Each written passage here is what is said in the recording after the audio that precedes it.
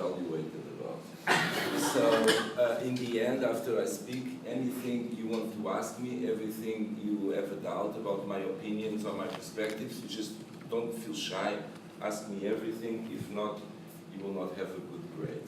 And I hope you have a good grade. Well, journalism, it's a very complicated profession. We must, if you don't mind, I will make a little bit of history. Because journalism, before journalism, in journalism we can speak about journalism after the 19th century, and this tells already something about journalism. What happened before 19th century in Europe or in America or even in China. There were only chronicles, and these chronicles were sponsored by the state. The chroniclers, so the people that write chronicles about what happens in the country, were normally working for the king or for the emperor, so they were limited to express the views of the court. And we have this problem, the historians have this problem. As you know, history is a science that bases itself in documents, and there is a shortage of documents always, or a shortage of points of view over facts that happened in the past. What happened in the 19th century is two things. We have the Industrial Revolution, and this Industrial Revolution allowed the printing press to print very quickly, to print much more quickly. Before, a book or a text takes long time to do, takes long time to repeat, to copy, and to send for everybody. So not many people knew how to read also. So it was a very limited stuff. While after the Cultural Revolution, in the emergency of a new class, the bourgeoisie, industrial and commercial bourgeoisie, the society started to break up. The nobles start to lose the power because they don't have the money, they just have the lands. But now there is a new class with money, and this money can buy lands, and can buy titles, and can buy everything. And of course this class wants to reach power. So to reach power, they need to influence society. And that's when newspapers start really to appear for the first time. And they always start to appear with a polemic. I can give you a local example. Like the first newspaper that was published in Macau, its name was, it was a Portuguese language newspaper, it was 1822. Its name in Portuguese is Abelha da China, which means the bee of China. And you can see by the name, bee, it's something to, to make a pain in somebody, because it's a bee, it's to, you understand, bee, this insect that makes honey, right?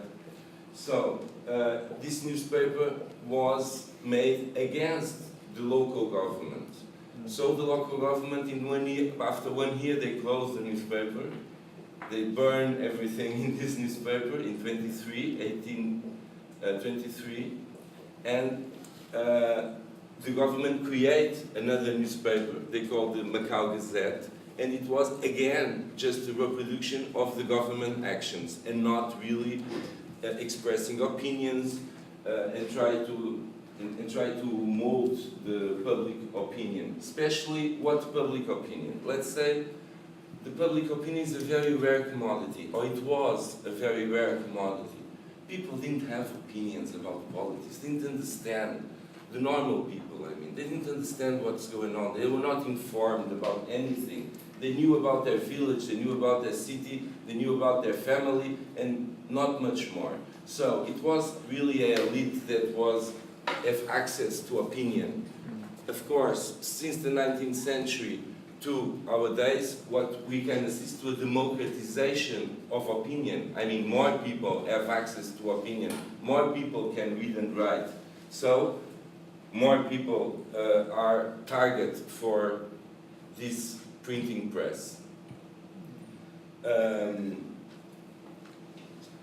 After some time, the first newspapers were clearly always pushing from one side to the other, and there was not this idea, the idea of being a journalist as a profession started after that. And it came, what came with the professional journalism came the what we call the need of objectivity, the need of trying to report the facts as they happen. Only here we have a philosophical problem. It's that we cannot understand facts as they happen. A fact is a construct. And this is a very important point. There are no facts, my friends.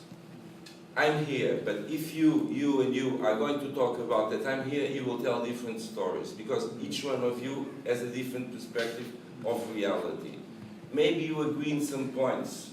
Okay, the guy was dressed with a black coat. Okay, but the way you start to describe what is happening always influences the mind of the reader. So we can say, after some time of studies about journalism, that objectivity is kind of a myth. Okay? It's not a reality. Nobody is 100% objective. I can give you a very quick example that has to do with language. Imagine, Rui slaps me in the face in front of you. And you can start the news like this. A professor of Macau University slapped a friend. Slapped Carlos, my name. Or you can start by Carlos was slapped by. So only this change in the subject of the sentence immediately changes the perspective of the reader. Because in one, I am the passive agent. In the other one, I'm the active agent. So my importance for the news immediately changes. So I think you don't want to be journalists, you are in a different... But you must understand, when you read the news in the newspaper, you must always have this in mind. What is the perspective of the journalist? What is the perspective of the article? Because from there, you can understand what he's defending and what he is attacking. And it's very, very difficult. When I choose to relate something, when I choose to describe something, that option is already a political choice. Look, I have a newspaper. I can choose, for instance, just to talk about what happens in the corridors of what we call the Namvan, Praia Grande, which is the corridors of power. And of course, I would just talk about the government. What about the poor people living in the north part of town? They are not citizens. Yes, they are citizens. Same value as Shusayon. We are all equal according to the law and according to the state. So we must talk about these people too. Are they going to influence my life as many as Shusayon? Probably not. But they have the right to exist as citizens, and their problems are my problems, because later, if I don't solve his problem, their problems will come to bother me, for sure. So we must understand this, that the perspective of writing an article in pure journalism, I'm not talking about opinion, trying to describe facts, is also always a matter of perspective from the journalist and not the truth. Because the truth doesn't exist. The truth doesn't exist in philosophy, the truth doesn't exist in science, the truth doesn't exist in journalism.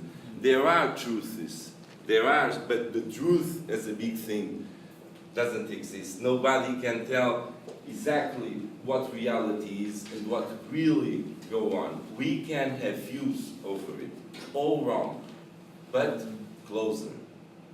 And the closer they are, the better is the journalism. How to make them closer is to describe from different lights. That's the way you can have a more accurate journalism. I mean, if I want to know something about something the government wants to do, I don't ask only the government why they are going to do this and what is the effect. I will ask the citizen, if the government do this, what will be the effect in your life? And the citizen will have another perspective of this action from the government, that the government maybe not even think about it. You understand? And you know this about the Macau society. The government tries to do many things, and suddenly the people say, some associations come to the street, no, we don't want this, no, we don't want that. Let's make a history hotel into a center of art.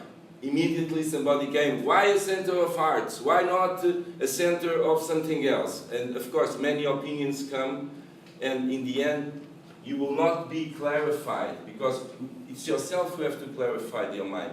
But you have the means, what the newspaper gives you is the means to think about it. just Rui just said something that the newspapers can give you a frame to look at the world. It's true, but they should not give you only one frame.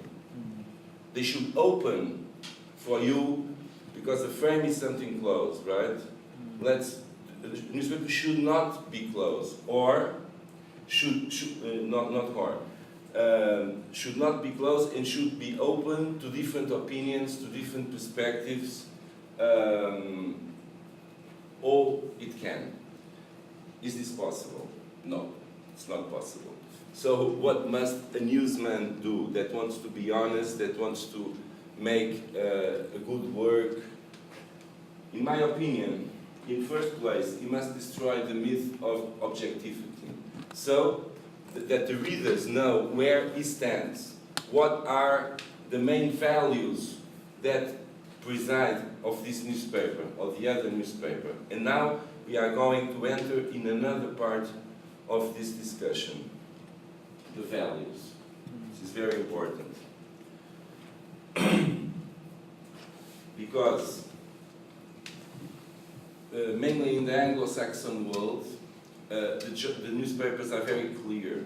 They say, we belong to the Democratic, we support the Democratic Party, the others support the Republican Party. In England, some are clear for the Tories, others are clear for the Whigs.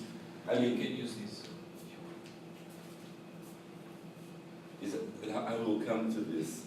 Because this is something new in the world. This never happened before. What happened in these elections in America, and it meant, well, we will go there. So, okay, the newspaper should inform the readers about his own political position. When we ask me, is the journalism a political attitude? Of course it is. Of course it is. If you just look at the words are important too. We say Polish. Polish means city in Greek. So all the words connected to police, controlling the city, politics, ruling the city, okay? Polite, somebody that lives in the city. So it is polite because he's from the Polish. Sometimes it's good to understand where the words come from so we can... The Greeks were very important in the Western way of thinking because they founded democracy. And the Greek democracy, of course, it was just for men, not for women. Women were not considered citizens like men. But everybody can express their opinions in the square. They call it agora. Means square. And in the public square, everybody has the right to jump into the highest stone and to express their opinions about how to rule the city. Okay. So, of course, to inform other people about what's going on and try to mold their way of seeing the world is, of course, a political act, because it has to do with the ruling of the polis, of the city, of the state. So, of course, and you will know for sure that it's usual to call journalism the fourth power.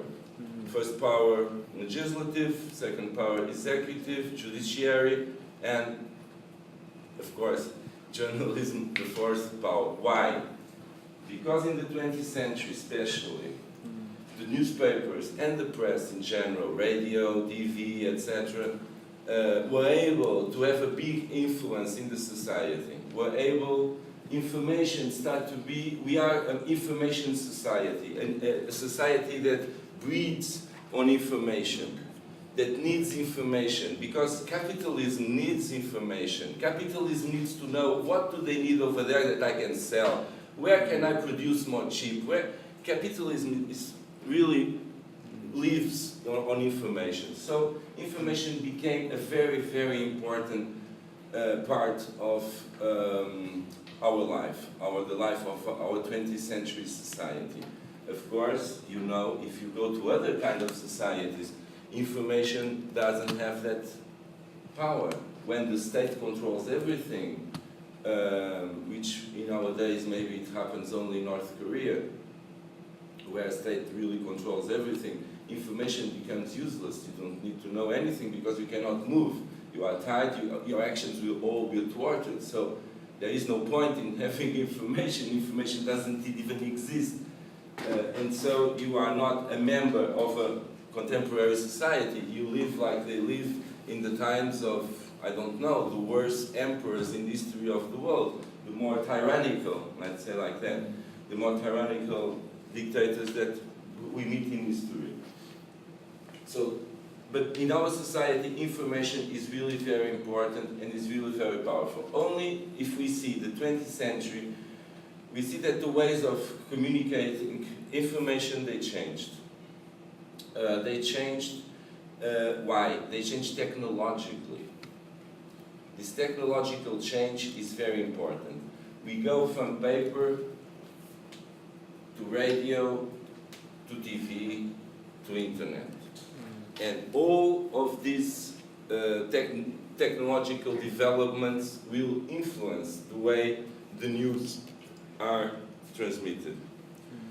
And that's a very, very important point, because one of the big issues in the 30s, let's say, of the 20th century, it was when people understood that technology can really change your life. And not only change your life, it will change you, it will control you.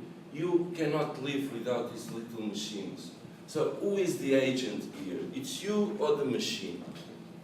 You must think about this. Who is giving the orders? Who is showing you the world? Okay? One thing is, I go to the newsstand, I buy a newspaper, I sit down in the cafe, I read the newspaper in half an hour, let's say like this. Another thing is to have a computer open in front of me where everything, it's not a newspaper, it's everything. All the information in the world is there. I just have to look for it. Do I look for it? No.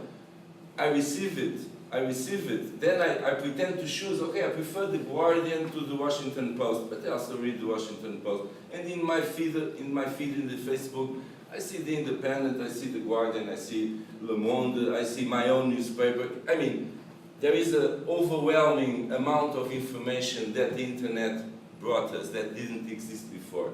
But let's go back, we will go there again. Let's go back just a little bit to the emergence of television and radio. What did radio give to us? The immediate news. It's happening, and I'm on the mic saying, now at this moment, the president is speaking. Speak, president, and you listen to the president speak in the moment he's speaking. That's not what the newspaper do. A newspaper is something that gives you later the news. But radio and TV, and then comes TV. And TV not only shows you in the minute, not only informs you in the minute, but it shows you something. Shows you images of what is happening. And there is a quality in images that makes you believe. You believe much more easy in an image than in a speech.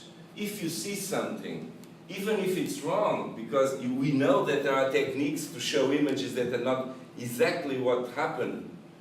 They are edit images that alter reality,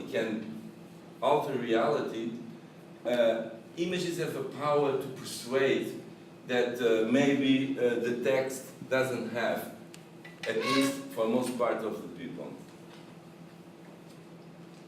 So, the first big blow on newspapers was television.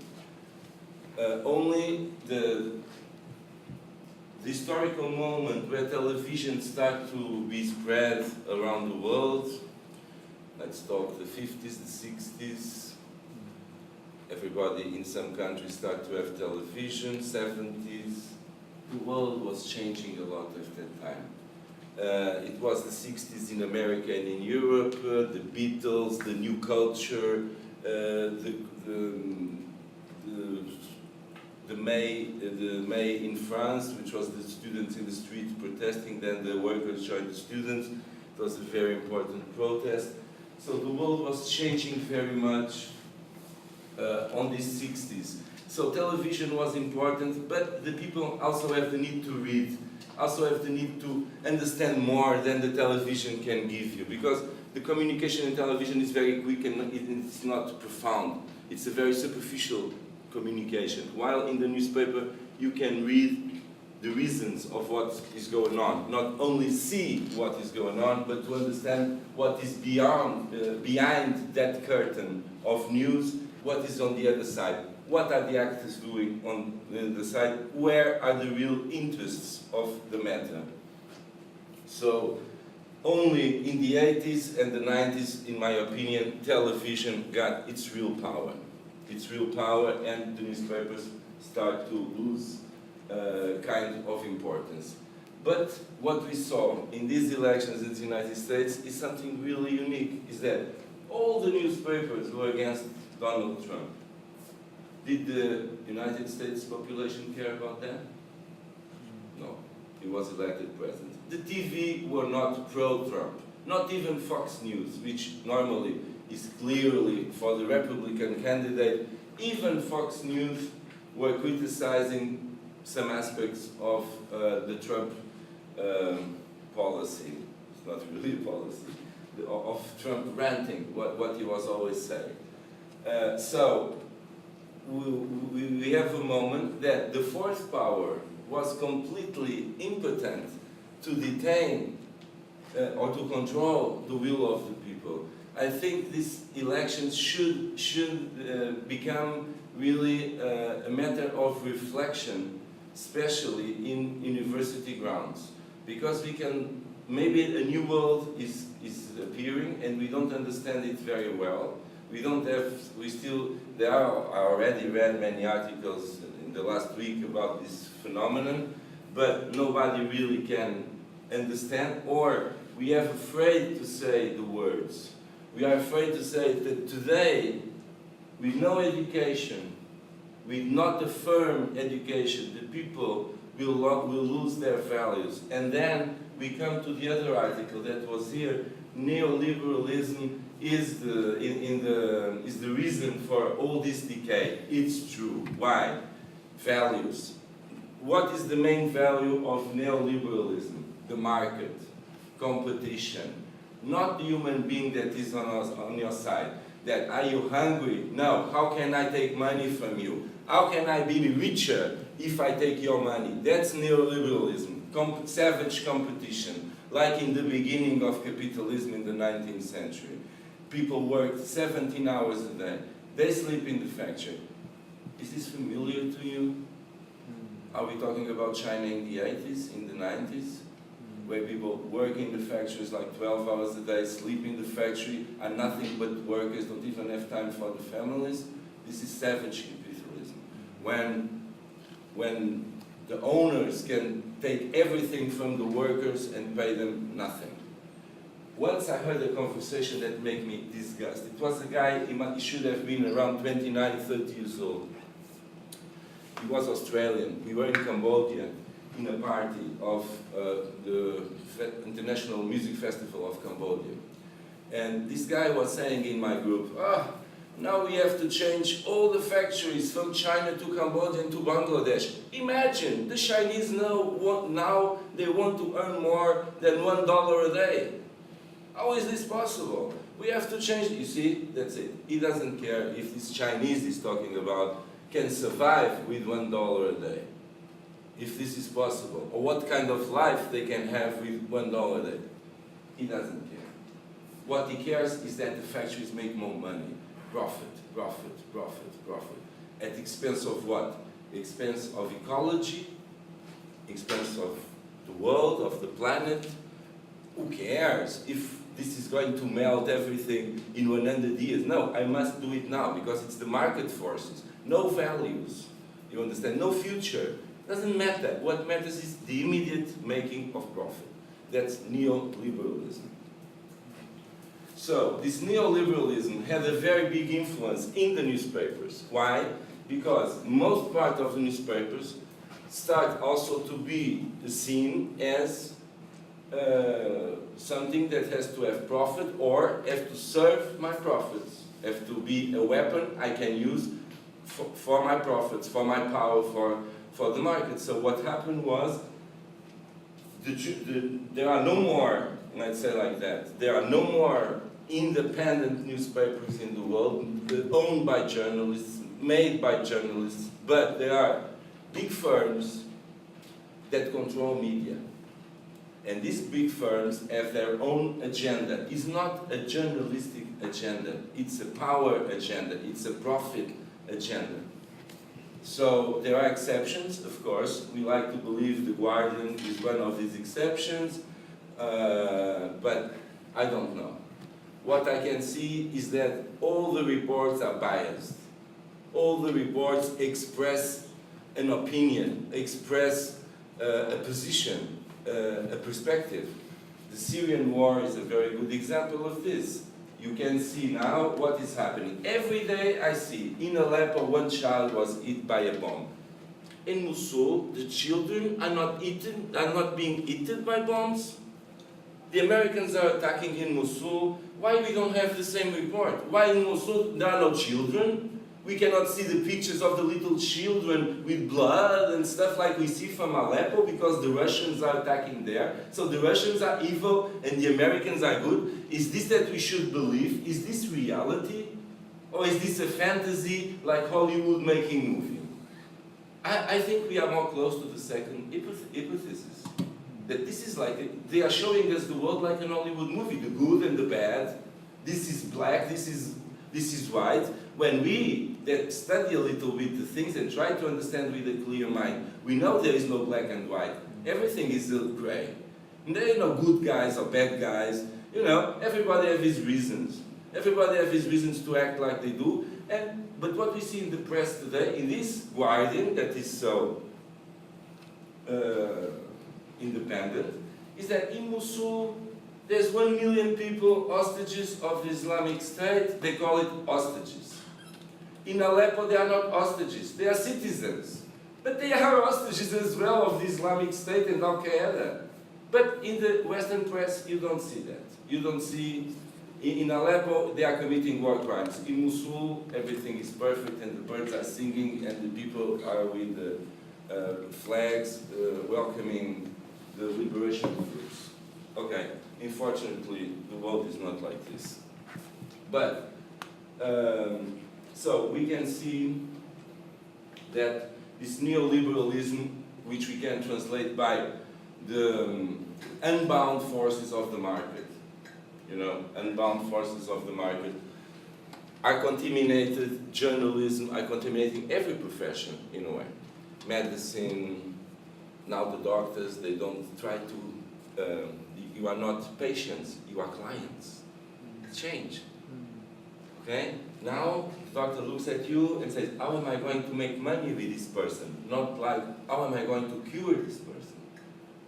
So, neoliberalism is like a virus or like a cancer spreading in our minds, in our ways of looking at the world. I must destroy my competitor.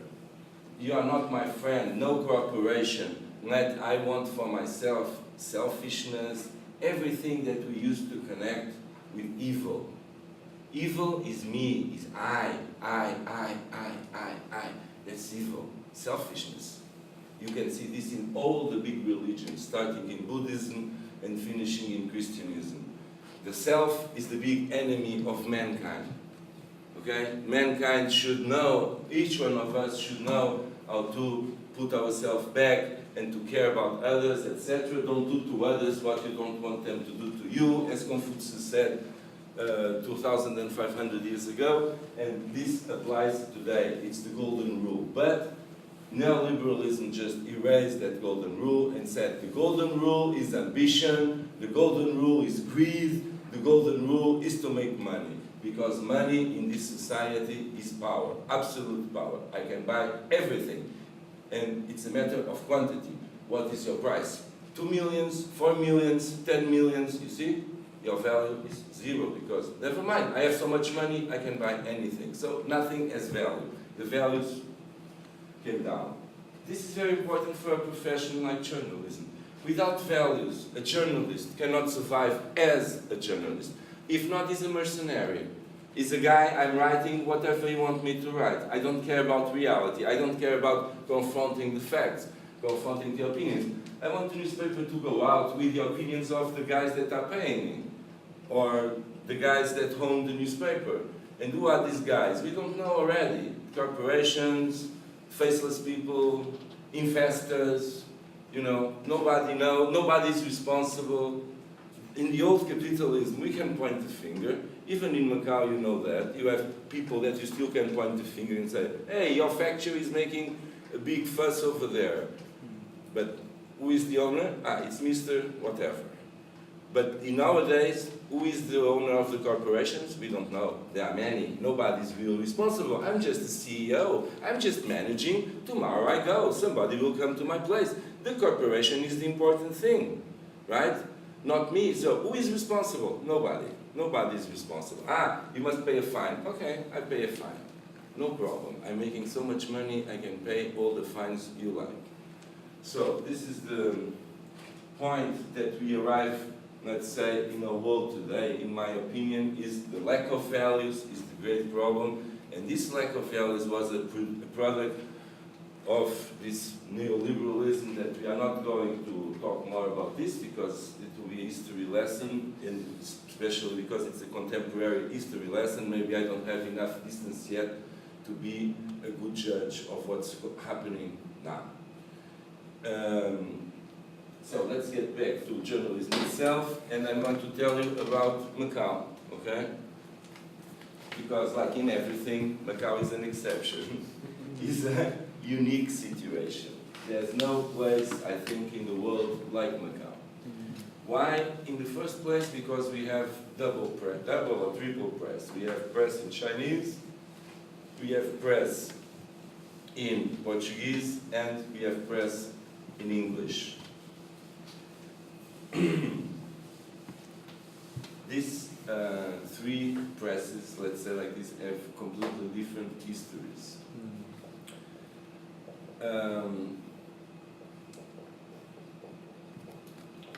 We talk a lot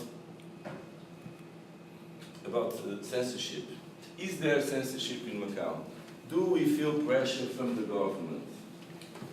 Well, I can tell you something. I'm here since 1990, 1990. And so I was a journalist under the Portuguese administration. And I witnessed the changing to the Chinese administration. And I can tell you this, before, was there a pressure from the government? Yes, there was. The government, the Portuguese government, exerted pressure on the journalists. It's true. Is this pressure legitimate? Can we consider this is fair? Yes, until a certain point. Because the government has the right to express their opinions, to defend their positions. If they make a list of measures to implement and they are criticized about these measures, they have the right to respond. They have the right to talk to the journalist and say, my friend, you are wrong. This is not like this, and explain their point of view. This is correct. This is fair. But what is not fair is when the government uses its power, its executive power, to influence the news, or to, let's say, in certain cases, to make the life very difficult for the journalists. And how can they make the life very difficult for the journalists? Many times in indirect ways. It's not directly. For instance, they will fire his wife from the government job she got. And she cannot find another job in the city.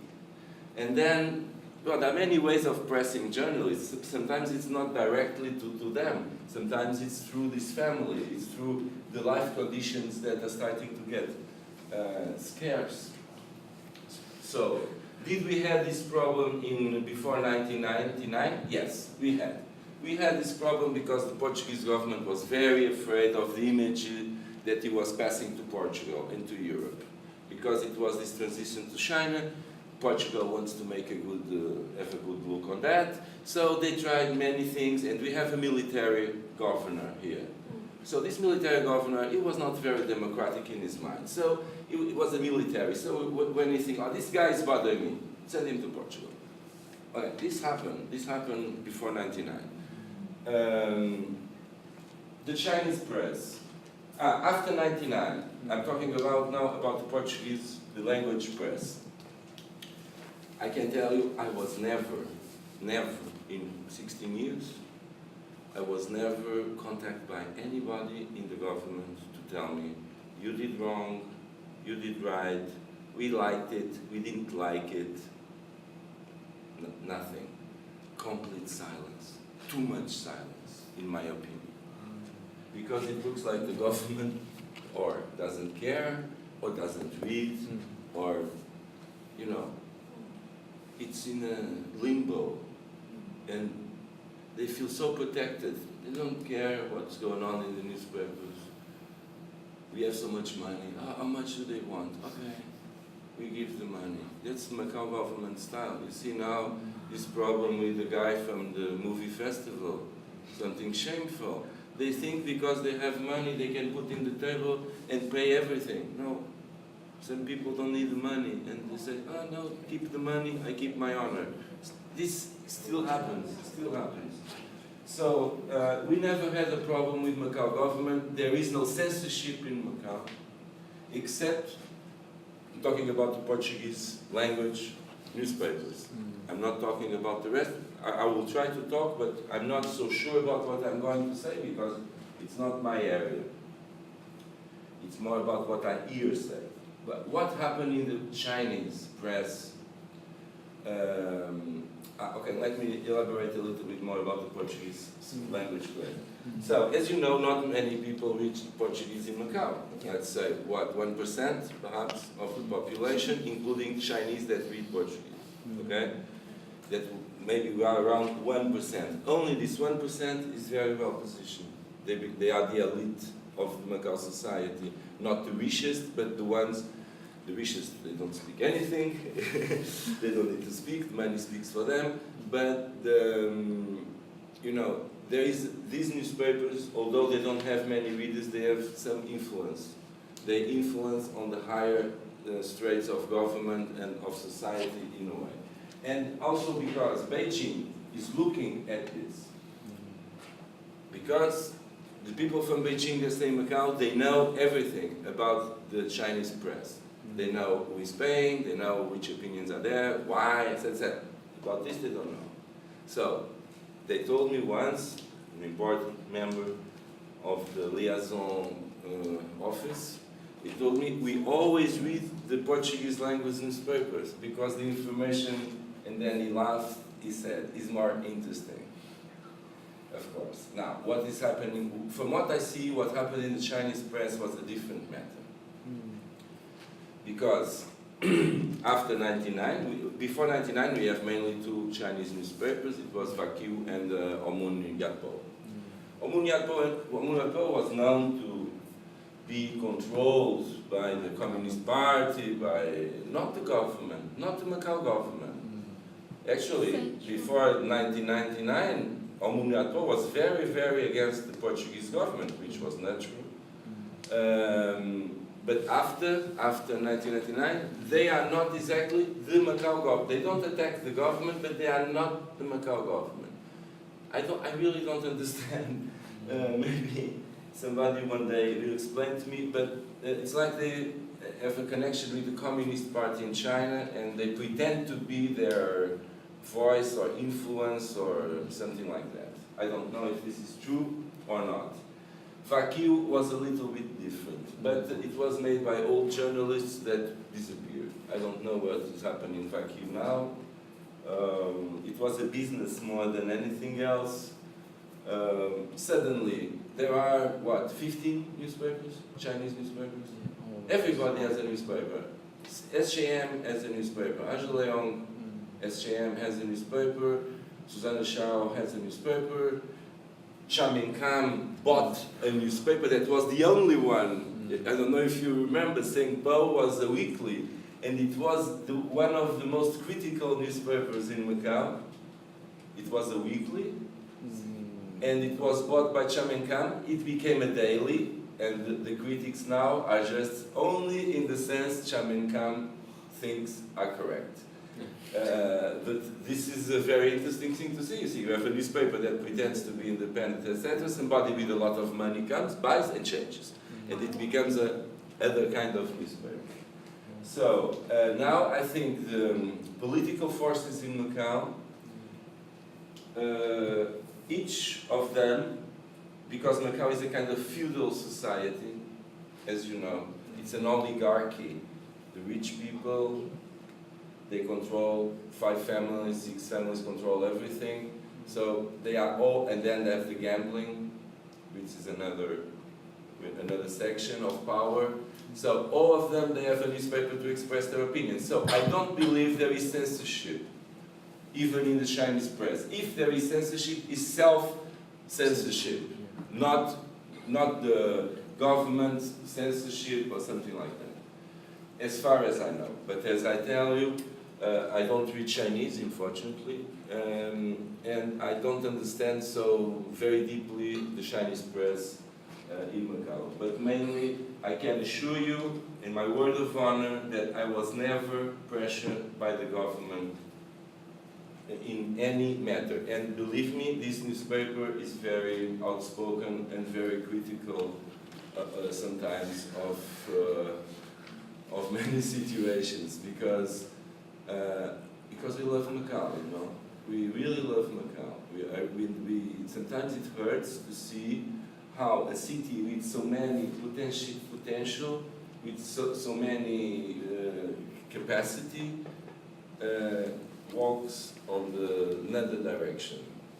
You see, and the money just is thrown to the street, to everybody can be happy, but it's not like this that you construct, that you build a good society. So I am not an ideologue to say to the government, you should do this or you should do that. I'm only the small guy that when he makes a wrong step, just shows him this is not the way, maybe another way. Not this way, this is not the correct way.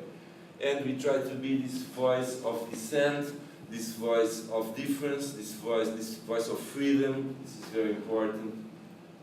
We are a free society, and our newspapers also enjoy from that freedom. And mainly, this is, like, I can go on. I don't know which topic you would like me to develop, if you, Rui. Maybe you can talk about how is, as far as you know, the relationship of the journalists with the political leaders here in Macau. Okay. It's not easy, because the political leaders in Macau, they are not prepared. They are not people prepared to be politicians. They are merchants, they are entrepreneurs, they are businessmen. They don't have the, let's say, political culture. It's not like in other countries where a newspaper man always on the phone, because there's always somebody calling him to try to influence him. Sources are everywhere. Everybody wants to be a source. In Macau, it's exactly the opposite. Okay, so let's not talk about how difficult it is to make journalism in Macau. And it is, because there is lack of transparency from part of the government. The government doesn't explain things on it's not a fully transparent government. Especially, they don't explain the decisions they make. They make decisions and it's like, comes from heaven and we must say yes and that's it. And it's very difficult to find information close to the government. Like, we ask for statistics, which every government in the world is obliged to give to its citizens. It can take, send an email. Okay, we send an email. After 2 weeks we call. So, where is the answer? We are preparing the answer.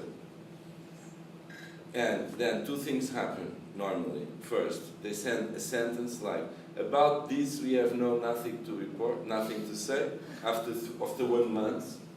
Or they print a comunicado, they print some article on GCS page with my answering a press release in the GCS page, which is the communication office of the government.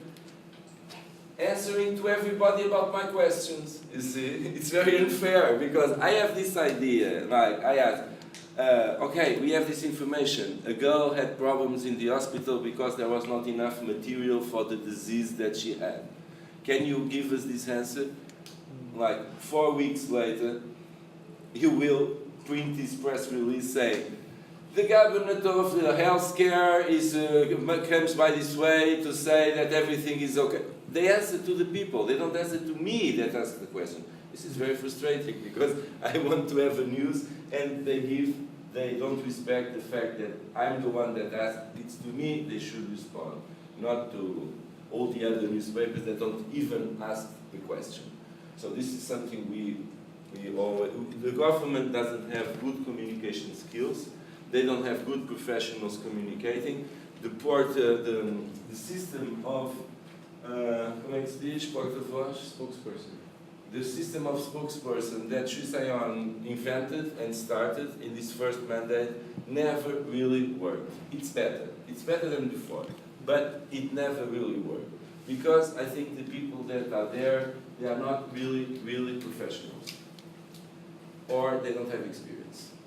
And this is very funny in Macau. It's like you finish your studies and you go to do this job. You don't know, my friends. You don't know how to do it. You don't know how to talk to me. You don't know how to influence me. Then what you do? You don't talk, you don't say anything. You stay there, you are the press assessor, you are the press person, but you don't have experience of the press. You never worked in the newspaper. You've never been there on the field, feeling the needs of a journalist. So how can you satisfy my needs? So this is a problem in Macau, but I think this is transversal to many areas. There are no qualified people enough.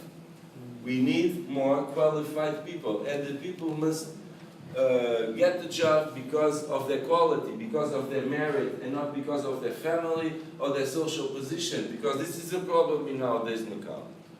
Many people are in the places because they must be, because they belong to this family or to the other, or your family was able to influence an office in the government so you get a job inside the public function, etc., etc.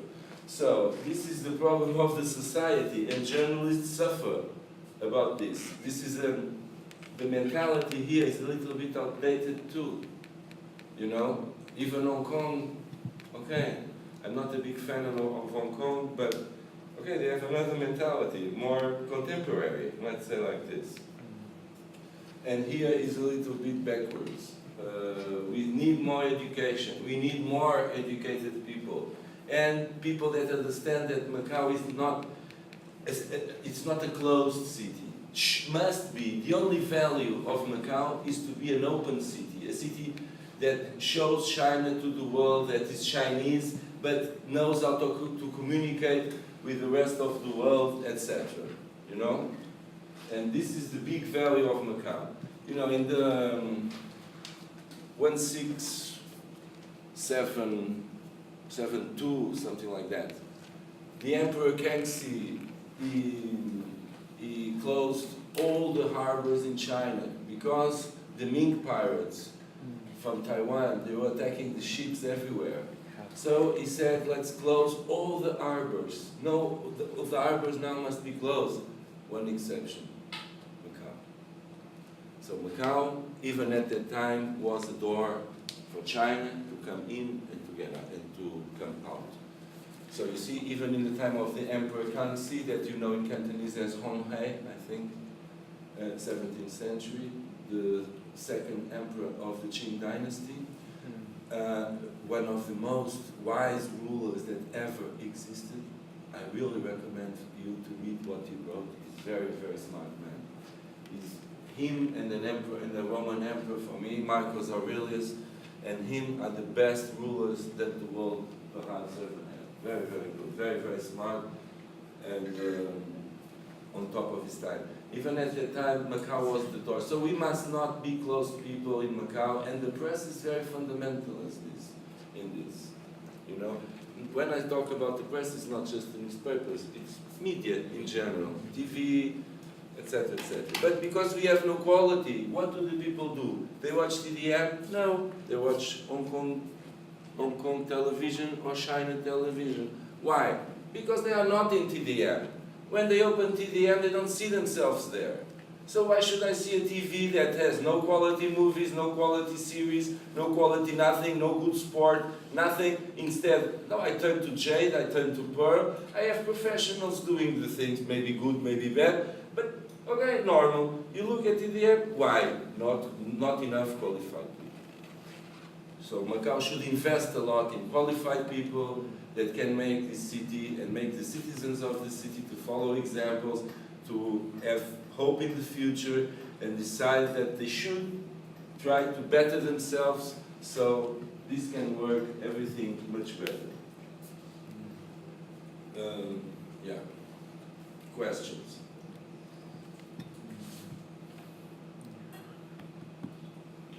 Why do you think the government doesn't censor you?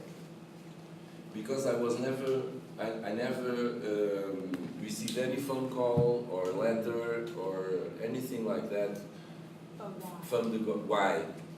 First place, because I run a Portuguese language newspaper, and they know that the main people, I mean, if I discover here, imagine, this is just imagination. Chief executive is stealing. I printed here in Portuguese. Is still 99 corrupt. is corrupt. Is corrupt. Imagine. 99% of the population will not read it, right. right? So, okay, who is going to read? Okay, mainly that elite of persons that speak or read Portuguese, but not only the Portuguese community, but the Chinese community, the Macanese community that understand Portuguese. This I think is one reason. But there are other reasons. I think this government doesn't want censorship. Really, I believe they are honest on that. I believe they don't want to make censorship. Because it's against the law. It's against the basic law, actually. It's against the law, you know. Of course, all governments try to pressure. One thing is the pressure. No, look, go read the basic law and you will see we have the right to express our opinions freely in Macau. There is no censorship. Censorship is forbidden in Macau, okay? The problem is that when we talk about censorship, we think about government making censorship over the press, right? But in nowadays, it's not the governments that make censorship over the press. It's the firms, it's the corporations, it's the big interests, you know. These are the ones that pressure the press, not the government. The government, in Macau at least, I think they don't censor, really. They don't even try to influence our opinion. Maybe they don't care about the population. But then you said that they censored the Chinese newspaper. That what? Sorry? They censored the Chinese newspaper, but in the basic law it says we can censor. The government can censor things. No, cannot. So, But they censor The Chinese newspaper, did they? I think not. I think not. But Did they have. I think they, because I have before a year to, I have joined a meeting in a Morais from CYKC. Okay, they asked the two editor, one from the All About Macau and one from the Wakubo. Okay, they former that now she changed to the Macau Post. Okay. And both of them told us the government, as you mentioned about it, the government is very silent to non-respond, no any press conference for them to ask the question, and even they want to ask from the officer to respond some main issue or main question from at a specific moment. They didn't respond in the public or else. So I think that maybe their pressure is from the media itself. I think it's correct because they have this very serious self-censorship. Self-censorship. Yeah. That's different. That's different. One thing is government censorship or state censorship, like in China, you know. In China, when you have a newspaper, it must go to somebody first before being printed. Yeah. They have a committee to Yeah. censor you know. Yeah, the Department for We had this in Portugal until 74 of the 20th century. We call it the blue pencil, because the census used the blue pencil to make the imams, you know. In China you have this, but in Macau you don't have. What you have is like the people with interests that make newspapers, and of course inside this newspaper maybe there is self-censorship. Because there's one thing also you must understand about journalism. One of the most important characteristics of a journalist also must be common sense. Journalism is not a science. It's something that is produced against time. Must be very quick, you know. If not, tomorrow this has no value at all. It's in the moment, okay? Next day, forget it. But, common sense. And when a journalist, which is a part of a society, and in a way is a product of that society, must understand the society that is working for and not make some serious mistakes. Common sense. I mean, I'm not going to, for instance, as a foreigner, coming to Macau and make my newspaper for the independence of Tibet. For instance, that would be rude for me, coming to another country and asking for the country to be divided. That would be rude. That would be out of proportion. If I want to fight like this, I go to my country and I fight from there. I don't fight inside China against China. That would be rude, bad education, and that would be very stupid for me. So we don't do this. This I call common sense. Of course, I'm not going to offend people. I'm not going to, but I'm going to defend the interests of those who don't have anybody to defend them. And that's my value, my personal value, and the value of my newspaper. When a newspaper person comes to work for me, I explain the ideology of this newspaper. I say we are here to protect and to defend the citizens that are powerless to defend themselves. These are our bosses. Why? This is also interesting. There is a great, how does this newspaper survive? If we don't have like a big firm to make the money and to make us survive, how do we survive? I tell you, very easy. Mainly with advertisement from the government. Okay? Advertisement from the government. The government must like this, you see, these editors and stuff like this. These are small advertisements, but we live on this. We live on this kind of advertisement. So it's from the government. Ah, it's from the government, so the government is giving you the money, so you must obey. No, wait. That's not the point. The point is, this money comes from who? From Chusayon? From Alexis Tam? From the people. The money belongs to the people. So I defend the people. They are my bosses. Yes, they pay my newspaper. It's the common citizen that owns my newspaper. If this stops, my newspaper dies. So my obligation is not to support Chusayon. Tomorrow there will be another government. Tomorrow there will be another man over there. I don't have to support this or that. It's the people. So it's for the people. As the American Constitution says, ruled by the people, for the people. Produce a newspaper for the people, defending the people. Sometimes the people don't agree with the defense we make, but that's life. So, did I answer your question? Okay. More questions? You've witnessed the handover. How do you think press became before and after the handover? Okay. Okay, we have to talk about the two different presses, the Portuguese language press and the Chinese language press. Believe me, the Portuguese language press was very pressured by the Portuguese administration. They are really worried about what we publish. It's understandable, because look, it's historical moment. The name of these people will be in history, believe if they want or not, because they are the last ones to rule Macau in Portuguese name. So they are very, sensitive about everything. You write something against them, and they put the claws out, like, Carlos, why are you doing this? Who is paying you? Somebody's behind you. We know everything about you. Hey, man, no, it's just, no, there's no but. But they were aggressive, They were like kind of aggressive because the historical moment was sensitive. But there was no censorship anyhow. We cannot speak that there was. I print what I want, and then I face the consequences. And the consequences were very bad, actually, sometimes. But, okay, we survived, and after the handover, no problem at all. The Chinese government never made any pressure on us. Only silence. The only pressure is, please tell me the numbers of how many, things very stupid, like how many cars are there in Macau? Okay, send the email.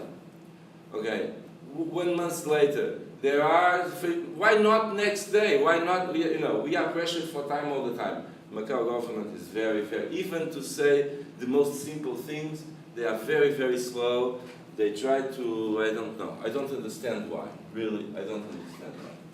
I understand, but this is another matter. We are not here to discuss Macau policies and Macau political behavior, I think. And what is happening in the public services now, right now. Matters of fear and matters of laziness and matters of apathy. And because the main idea, if you know public functionaries, they will tell you like this: the less we do, the better. Because like this, we don't make mistakes. We don't make mistakes, we keep our job. You keep our job, we are good in life. So we don't do. The less we do, decisions. No, never.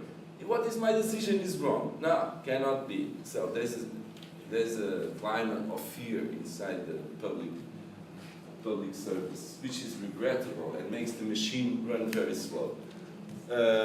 But about the Chinese newspaper, before the handover, they were very critical of the Portuguese administration. Normal, right? And after the handover, more newspapers show up, especially after the gaming liberalization. After the casinos start to appear and more money in the streets, etc., more newspapers show up. There is the government gives a sponsorship to all newspapers. This was the Portuguese government that invented. Why? This is very important because the Macau market is so small that it's very difficult for a newspaper to survive by itself. So the government invented, this is the Portuguese government, invented a sponsorship, they call it the paper sponsorship because it's to pay the paper, and they gave us every year some amount of money. It's not enough to survive, it's okay, it's fine, but it doesn't pay my salary. So you can see it's not so much money. It doesn't even pay my salary.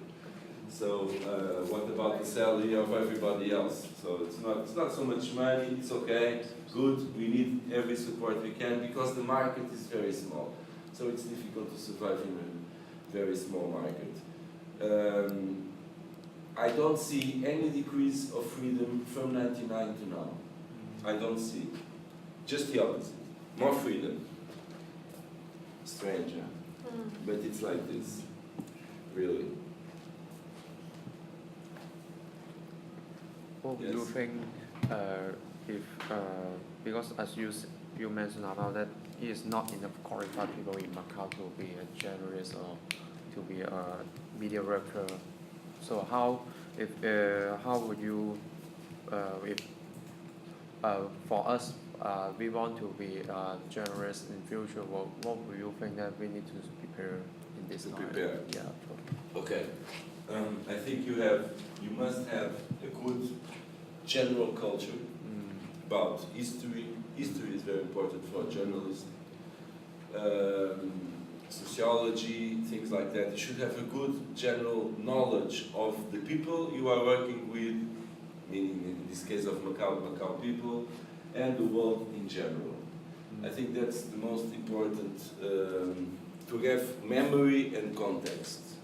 So that when something happens, you can relate this with this and that and that and that, create connections and make a good article and make your job good. I think that's the most important part. Honesty.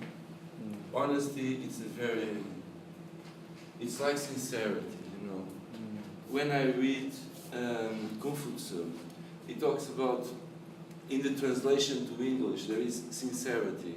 He says the word in Chinese is Chang, in Mandarin, I think. I'm not expert in Chinese. Chang. And when I read about what Chang means, the English translate by sincerity. You must make your thoughts sincere, for instance. Confucius says, you must make your thoughts sincere. I think, but how can you make your thoughts sincere? And then he explains, it's by your will that you make your thoughts sincere. So I think to myself, okay, so this translation is not correct, because to be sincere sometimes is not something that you wish to be. It's not your will that makes you sincere. Many times you are sincere because it's just blah, blah, blah. It comes out of your mouth and you are sincere, but it's not controlled by your will. So sometimes sincerity, it's unconscious, it's not conscious. So the translation must not be sincerity, but maybe authenticity, to be authentic with one's thoughts. Okay, you see, that's what a journalist must be. Authentic with one's thoughts. Always question himself and question others. Ask questions. That's to be a journalist. But also put the knife in yourself, not only to the others. You must ask, why am I asking this question and not that one? Okay? Always problematize. Always ask questions. That's what it is to be a scientist and to be a journalist. It's to always ask questions, not just catch the answers. We divide journalists. One of type of journalists that we laugh about is what we call the microphone journalist. It's the guy that goes with the microphone. He doesn't ask any questions. The politician is speaking. Okay. He goes. He said that. Okay. It's bad. That's bad journalism. You know, that's what we call a microphone. It's not a real journalist, not even a reporter. I'm glad that Carlos is saying this today, because you asked me a question similar to that one, and I told you that you should always ask yourself why. Yeah. Remember Albert, when you asked, Albert asked me a few weeks ago why there are so many Portuguese newspapers in the country, and I asked him to ask himself why. I think Carlos gave you already some of the answers to it. But Why there are so many Portuguese newspapers in Macau? Yeah. There are 3. The other one belongs to the Catholic Church, and it's a different. It's to spread the faith of Catholics, so not really a newspaper. Well, that's a historical condition. It has to do with history, and it's very easy to understand. Which one should I start? I start for the oldest one, Tribuna. The history of Tribuna de Macau is that in the 80s there was a fight between Mechanis and the government. The Mechanis were represented by Carlos Assunção, which was he even have a statue in Taipa over there. He was the most distinguished man from the Mechanis community.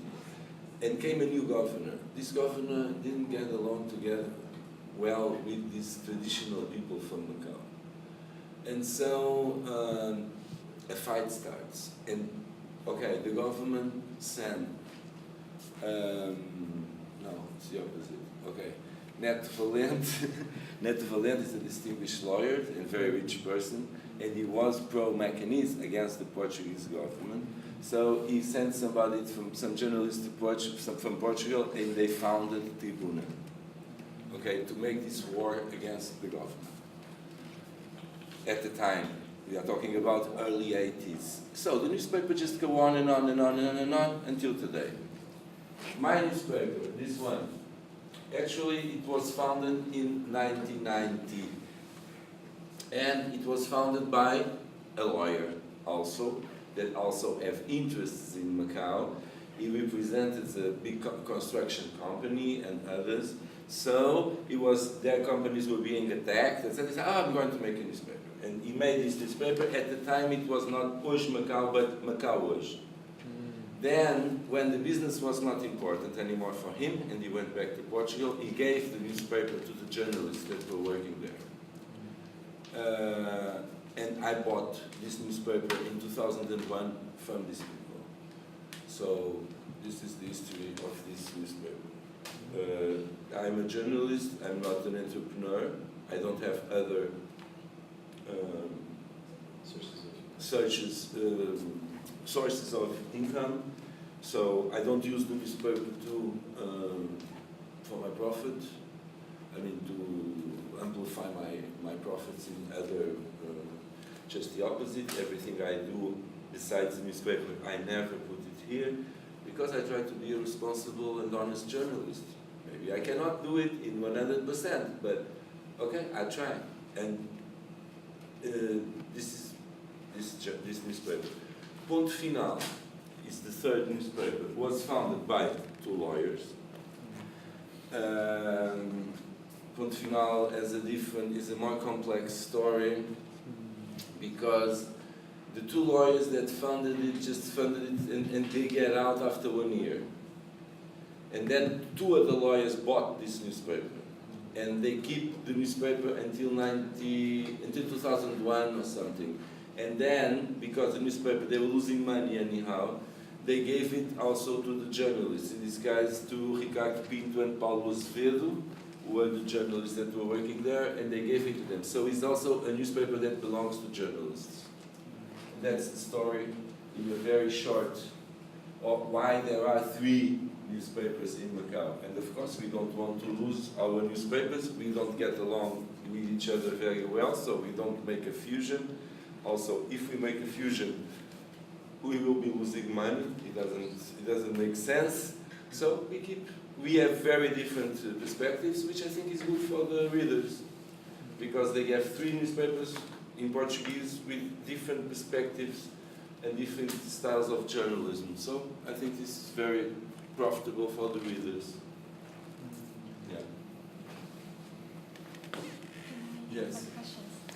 As citizens, we want to know the truth from the newspaper and from the media. But as the editor, sometimes you can make the truth, and maybe sometimes you can't report the truth. Maybe it means that hidden the truth. So as the citizen and at the same time you are also the message receiver. So how do you deal with this imbalance? Well, the first thing you must, that's how I begin my speech, was telling you there is no truth. Truth is like an horizon for journalists. It's over there. But did you try to swim to the horizon? You'll never get there. But it's important to go in that direction. You understand? Yes. It's a Tao, it's a way. You go in that direction, you will never reach it because it doesn't exist. It's impossible for us, to describe a situation from all the points of views and to give this reality to people. That's impossible. Not even a TV camera can do that, because the TV camera also have a focus, and all the rest of reality is not there. We know this is so important nowadays. You can film demonstration of people, and it looks like they are 15 when they are 15,000, and when they are maybe 100, you can show them in a way they look like thousands. So this is you, citizen, must inform yourself, must know, well, we dizer, separar o trigo do joio. You must separate what is interest for you and what is not. What you can believe and what. But to believe is not to believe, is to be informed. What I think the correct position would be is like you pick up a newspaper and you read. Okay, and when you talk about what you read, you say, in Hoje Macau they say that. It's not the truth, it's what comes in Hoje Macau. But in Tribuna, they say, So, you see, we must not believe that this is the truth. This is what I am saying, what this newspaper is saying. Then, That's why some newspapers, they have credibility and others don't have. Because if all the time you read my newspaper and you come to the conclusion this is not true, in one day you don't believe in anything I print. Okay? But you must always make a check and not believe this is the truth. No. There are no truths. Truth is something very bad. The truth is the worst thing in the world. You know what means truth? Truth means a totalitarian regime. They have the truth. God has the truth. And so there is no space for another opinion, because these, my words, are the truth. You cannot go against my words. The truth is very bad. When somebody says to you, I have the truth, run away from this person. Or laugh at him. Because this is dangerous. This is really, if somebody comes to you with the truth, it's a dangerous person. He wants to harm you. He wants to control you. He wants you to become their slave. Okay? The truth doesn't exist, is the worst invention of mankind history. You know, Chinese philosophy never care about the truth. They care about being efficient. Efficacy. Not the truth of things, because they knew there was no truth, and they knew the dangers of looking for the truth like that, and to say this is the truth. No, no truth. Freedom, no truth. Truth is prison, because if this is the truth, so I have nothing more to go, nothing more to say. I must repeat, you know, like in the religion, you don't say anything new in the religion. God said one time, we don't know when, and so I repeat, God said this and that, and this is the truth. It's awful. It's awful. It's against freedom, truth. We are human beings. We are imperfect beings. We are not all knowledgeable beings. We don't know everything. We don't understand the world good. We don't understand reality good. We are imperfect beings. We thrive for perfection. We have this thirst on us to be better, to understand better, to have more knowledge. Okay, that's great. But to believe that I arrived there, it's to stop and to die. We never stop to learn. We never stop to question. We never stop to inquire. We always must have this kind of attitude towards life, you know? And not arrive to a certain point when you say, oh, I know everything. This is the truth. This is not the truth. And so I go this way, and it's this way, so you don't see the rest. You see? This is an important philosophical and ethical point. Yes? Do you guys hire Chinese-speaking employees so that you can get to interview the people that you said you care about? All I can. I hire all I can, believe me. But there are not so many Chinese people nowadays that want to be journalists. So, but I hire. I always have a Chinese journalist working in my. For the moment, her name is Angela Ka, and she's working with us. And before many Chinese people in my newspaper. Yeah, very important to speak with the people. Yes. This is very important. Not only to speak with the people, it's to understand the problems of the people. Because the Kwailo sometimes don't understand the problem. Don't worry, I say Kwailo. I don't mind to be a Kwailo. Actually, I like very much. It was my privilege to be a ghost. Oh, so nice to be a ghost. I can't pass, nobody sees me. Well, okay, but no, really, what was I going to say? It's very important to understand. Okay. A Chinese person, for a Chinese person, it's much easier to go to a Chinese neighborhood and to understand the problems. Okay, because they are from the same culture, so it's much more easier than for me. Wow, I don't understand so much. I can try, but so for me, it was always since the beginning, since 2001. We have always one or two Chinese journalists, but it's not easy. And then you know what happens? It reflects those. No, what happens is like this. Normally this person comes from the university, no experience. So we teach. He learns. Da, da, da, da. After 1 year, 2 years, the government hires. And I'm like, okay, everything starts again. Of course, they can pay the salary. I cannot pay, you know.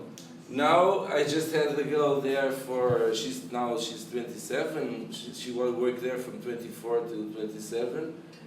Okay, she speaks Portuguese. She was hired for being translator in the government, where she learned Portuguese, real Portuguese, working in the newspaper.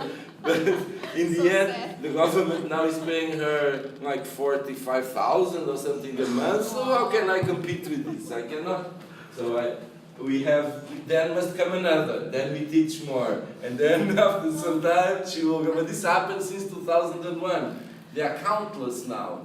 Maybe more than 20 Chinese journalists are gone, passed through my newspaper. Yeah.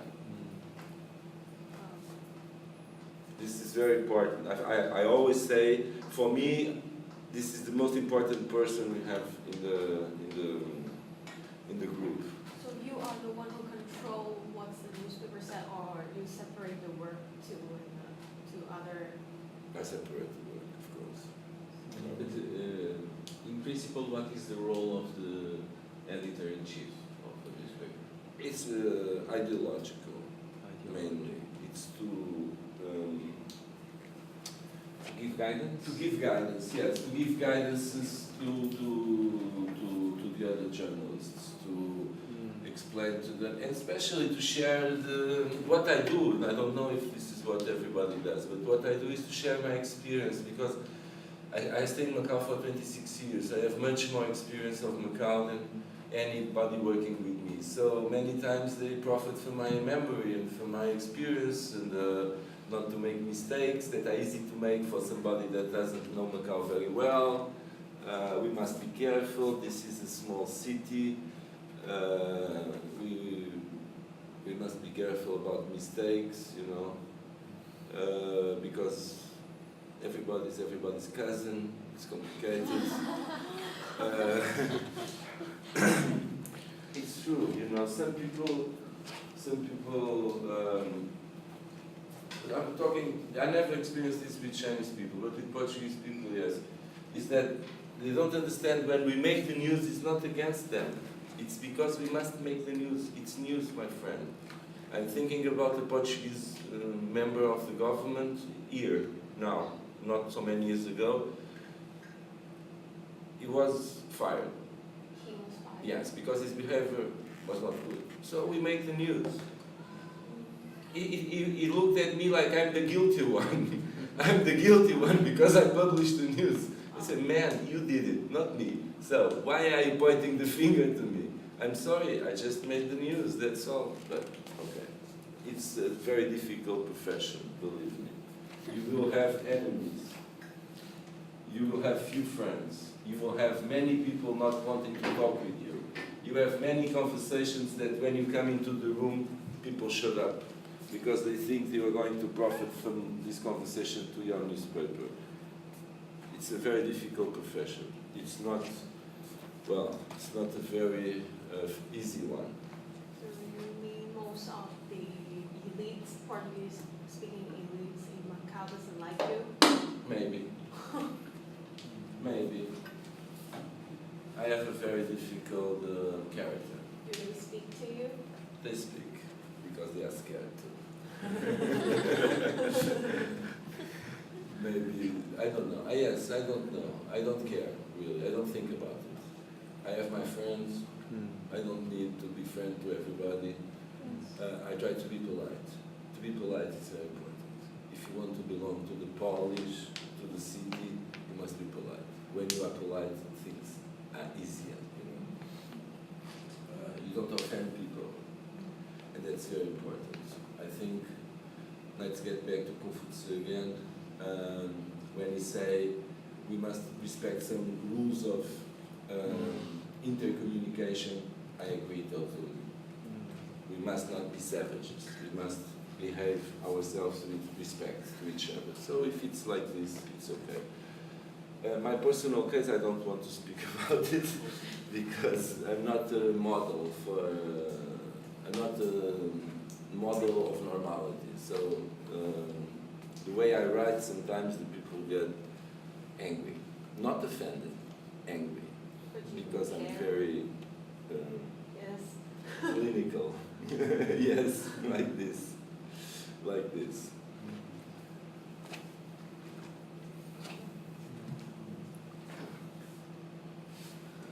Some more questions, some comments? A que horas é que é para acabar? 8:30.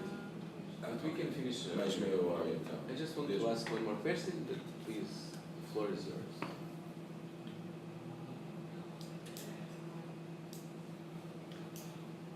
Yes, you want to ask something?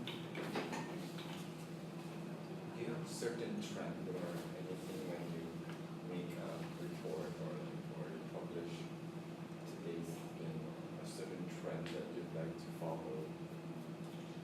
Certain trend? Yeah. News stories, Yeah, when you publish. like- issues that he likes to focus more than the others. Yes, yes. First, what puts and takes the bread in our table. This is the most important. It's not sports. My team win, but the bread in my table didn't grow. What puts and takes the bread out of my table, what is this? Politics, society, news. This is the most important. I say to the news people that work with me, here, I want politics. I don't want the, okay, Madonna is coming to Macau. I don't give a shit about Madonna is coming to Macau. Okay, I put the news here, small, whatever. But no, politics. That's what takes and puts bread in my table. That's what I have to put in the front page. That's what, and then culture. Give culture to people, you know? Give culture not only, the newspaper is not just to inform, it's also to form. In this way, we must show the people what's going on in the world of thinking, in the world of writing, in the world of music, in the world of painting. This is important. Culture also.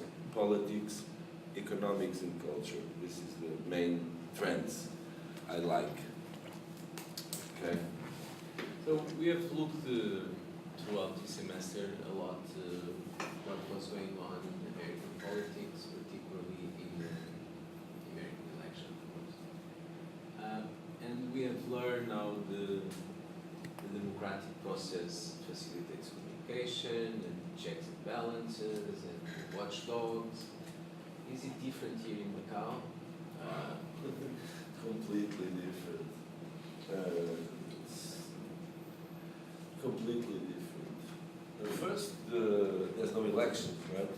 We don't have elections for government, so the government is nominated in a way. So checks and balances we don't have. We don't have a system like the American system. We don't have. We have three. In Macau we have the government. We have the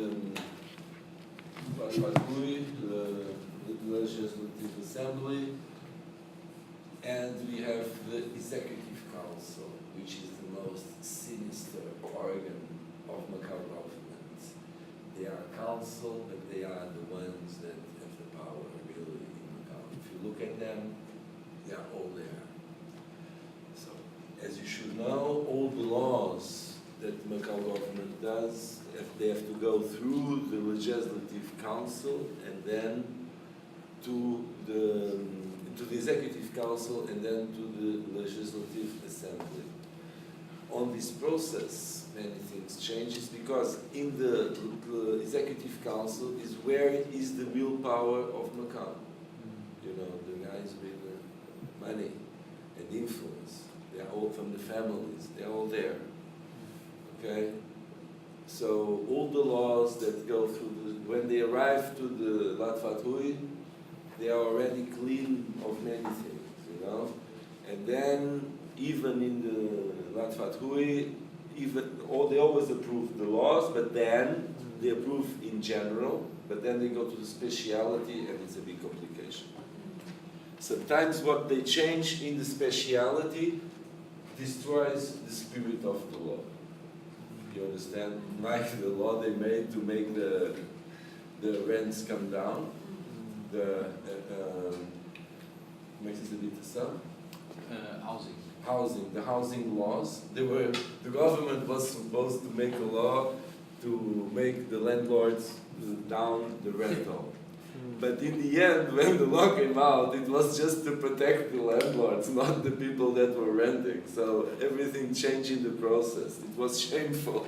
In the end, it was just to protect the landlords. Why? Because the landlords are sitting in the executive council. As you know, they are the big land. When they say 80% of the houses in Macau are owned by the residents, yes.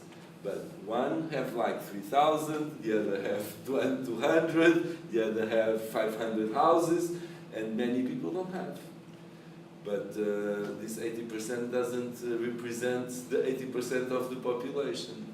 So it's not true. Mr. Chen Kang, for instance, I'm talking about him just because I remember what he said. He said, I have 254 apartments in Macau. So he can sleep in very different places in 1 week, he can change the house. So, and this is of course, these powerful people of Macau, they all have a seat in the executive council. So when the laws come from the government, they are already controlled by these people. Very important to understand this. Macau must change, and it will change soon. Beware.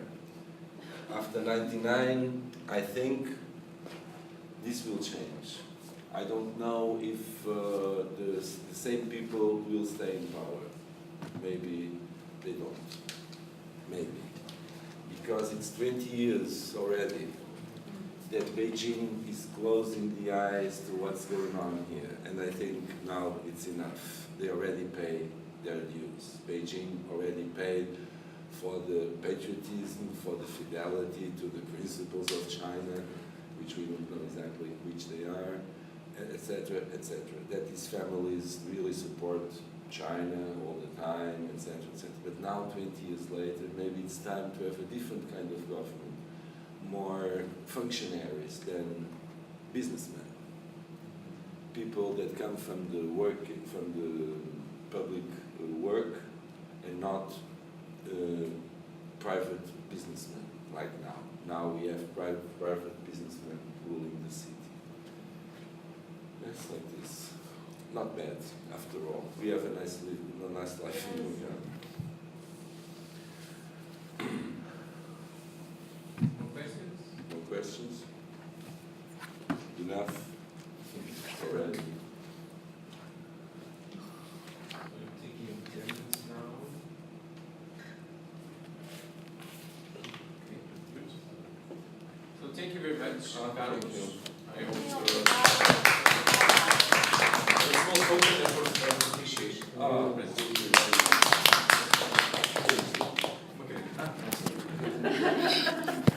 It was a sugar. I thought it was a cigar. That was a cigar.